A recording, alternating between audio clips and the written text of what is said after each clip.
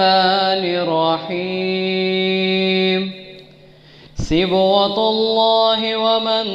أحسن من الله صبغة ونحن له عابدون قل أتحاجوننا في الله وهو ربنا وربكم ولنا أعمالنا ولكم أعمالكم ونحن له مخلصون أم تقولون إن إبراهيم وإسماعيل وإسحاق ويعقوب والأسباط كانوا هودا أو نصارى قل أأنتم أعلم أم الله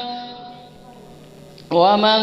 أظلم ممن كتم شهادة عنده من الله وما الله بغافل عما تعملون